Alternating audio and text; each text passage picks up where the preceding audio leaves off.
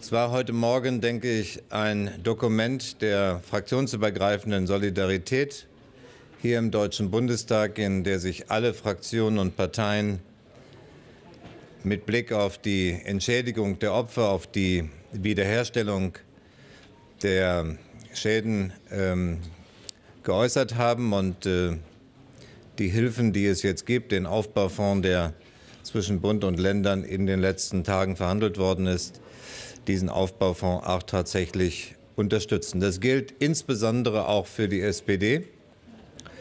Und ich will bei der Gelegenheit gerne daran erinnern, dass wir solche Umstände auch vor 10 Jahren, 2002, als wir selbst in der Regierung waren, gehabt hätten. Damals hat in einer ganz ähnlichen Situation, als wir auch darauf angewiesen waren, den Menschen schnellstmöglich Hilfe zukommen zu lassen, hat sich die FDP die Freiheit genommen, mit Nein zu stimmen, und die CDU hat sich vornehm enthalten. Ich freue mich, dass hier wirklich heute ein geschlossenes Signal der Solidarität im Deutschen Bundestag ausgesandt werden konnte.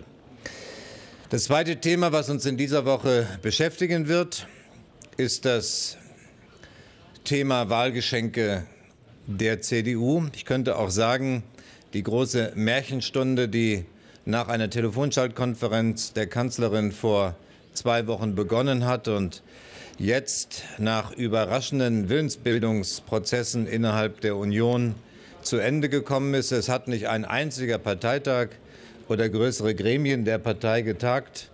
Und gleichwohl hören wir erstaunt am Sonntag und Montag dieser Woche, dass es zu Verabredungen gekommen sei, die den Bürgern jetzt gemacht werden, um sie zur Wahl von CDU, CSU aufzufordern. Ich kann nur sagen, das ist die Vorbereitung eines erneuten Wahlbetruges. Vor 4 Jahren hat die CDU, CSU 24 Milliarden € Steuersenkungen angekündigt. Nichts davon ist wahr geworden.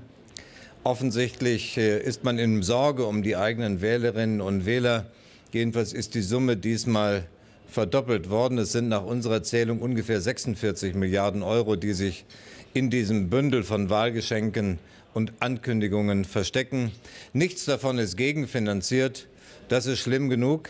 Das ist die Ankündigung von neuen Schulden, die auf der Bundesebene offenbar in Vorbereitung sind. Aber vor allen Dingen sind einzelne Elemente darin, die schlicht und einfach nicht verantwortbar sind. So, wenn nicht Verbesserungen bei der Rente aus der Gott sei Dank inzwischen wieder gefüllten Reserve der Rentenversicherung finanziert werden sollen. Dies ist einfach nicht nur unglaubwürdig, das ist unseriös und das verdient auch, so bezeichnet zu werden.